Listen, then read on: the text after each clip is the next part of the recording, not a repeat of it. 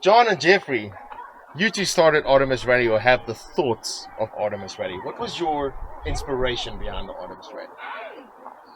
Why did you do it? Well, we started Overlander project in 2018, and we wanted to have a company that created outdoor adventure events. And we came up with a 24-hour series, which, it's always been canoeing, the off-roading, and then the firearms. And we didn't get a tremendous amount of traction with that, so we thought, how about an all-female adventure rally? Like, everybody's paying attention, both females and males, when women are doing cool stuff. So that's kind of where Artemis was born. Absolutely. Goddess of the hunt, so we had to include archery and things like that. So it's just been a great event. I mean, I think from the beginning, from the concept to now, it's just the proof of concept has been this race. This was the initial race this year, 2023. So I think it's just been we've learned a lot, but just the feedback that we received, I think everybody had a really good time. So yeah, there's a ton of like off-road only events here on our coast, on this side of the country, but not really an adventure kind of event, an adventure rally.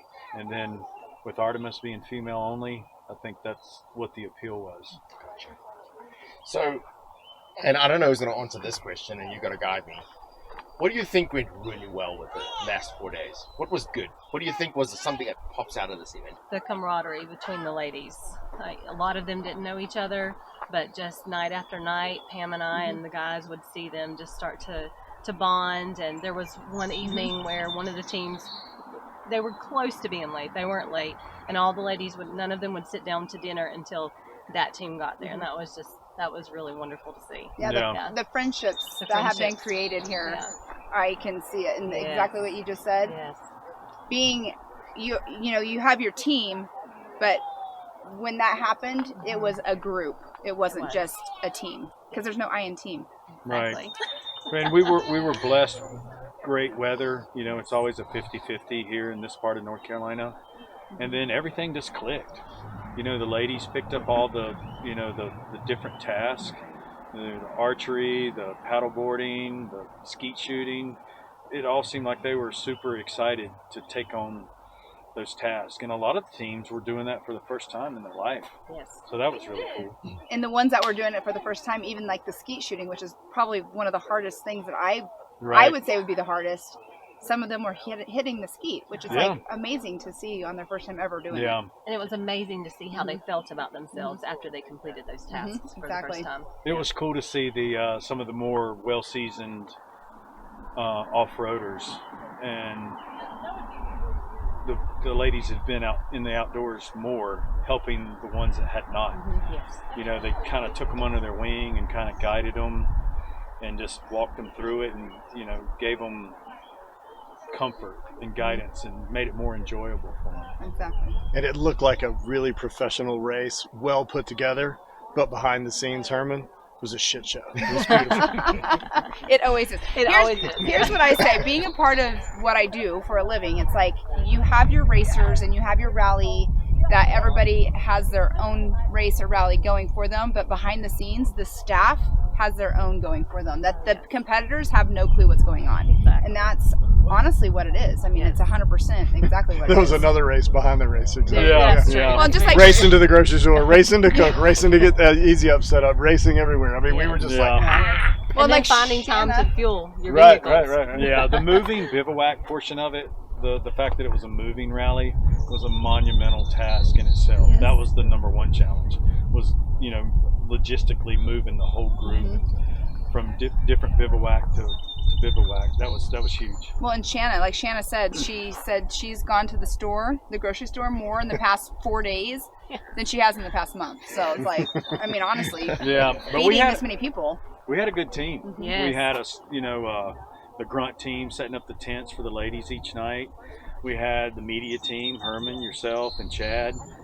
And then most of the teams had a media person following them. It just all clicked. Yes. We couldn't ask for a better, I think it went really well. Yeah. Trying to manage the balance point between competitiveness and fun is a very fine line, because you can tell, like you mentioned when you're following teams today, on their face when they come in, are they is one challenge one too many? Am I asking them to get that canoe off one more time, or do they want to kill me when they get there? Or is it super fun? And the reality is, I've raced, John and I have done these types of events. 2 weeks from now, they're much better at the bar than they are tonight when we're done. But ultimately, it's like we talked about conceptually in the beginning, it needs to be enough of a challenge so that it makes it worthwhile. And it makes it something for the record books, because you can ask your kids, your family, do you remember that great time you had at the beach 10 years ago? Nobody remembers it. Every single time we've had a hub blow in Mexico, we remember every single detail. We remember what meal we had after that. So those are the things that create lasting memories. Good or bad, but they add character, I think. And John and I have had enough of that between us, and then our whole race team that we put together. We're just, I don't think there's lots of little nitpicky things that we want to do better for next time, but I think globally the bad is the good outweighs all of it. Yeah, it eclipses all of the bad. Yeah, absolutely. And Pam, you've been involved in many other races. I can't even name them on a list. What is your perspective? What are your thoughts? My thoughts are the challenges separates it from any other thing I've ever done. So being a part of the Rebel Rally, which is all about checkpoints and GPS coordinates.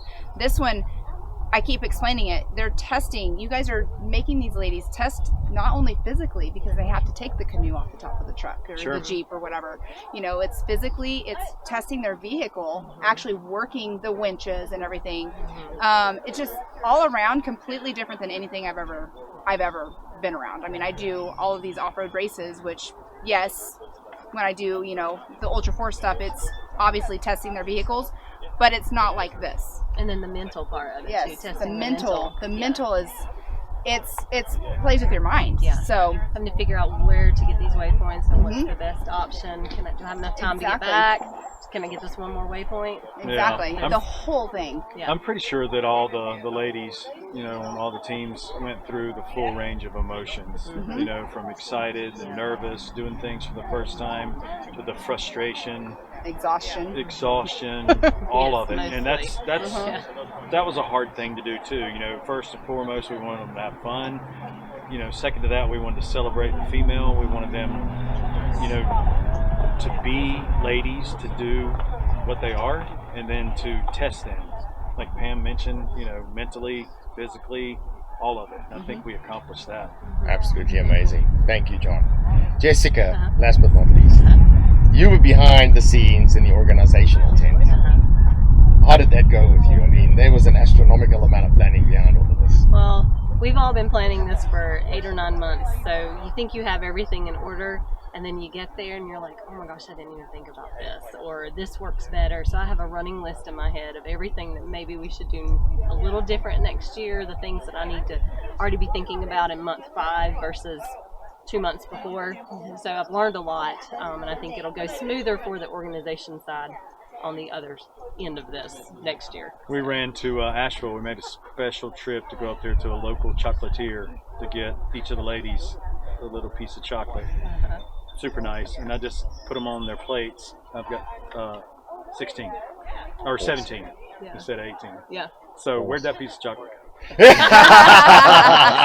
Next year we're going to get 5 extra. We won't make that mistake again. And Herman just wanted to comment, we couldn't have pulled this off without the volunteers and the support staff that's been around us.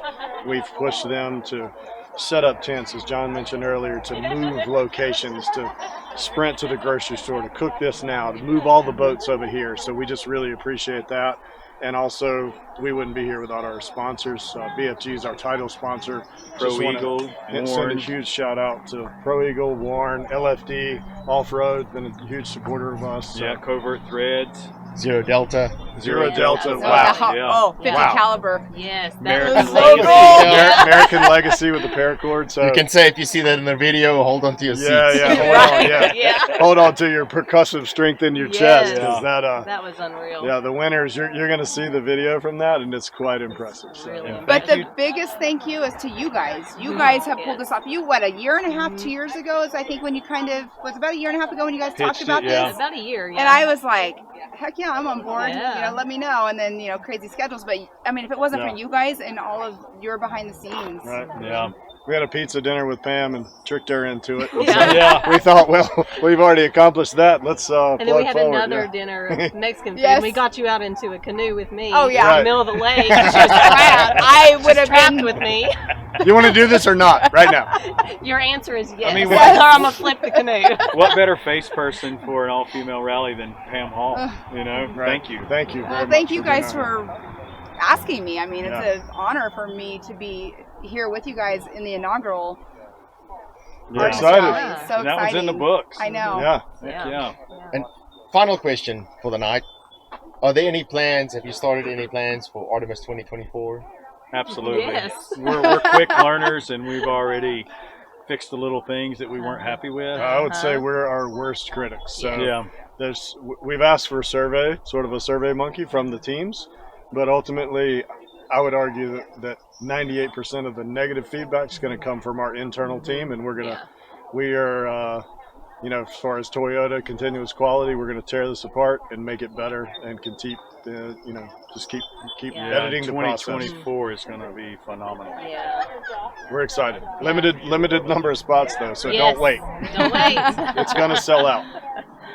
Well, that's a wrap. Thank you very much Thank to you you. all. Yeah. See you in 2024. Thank Bye. you.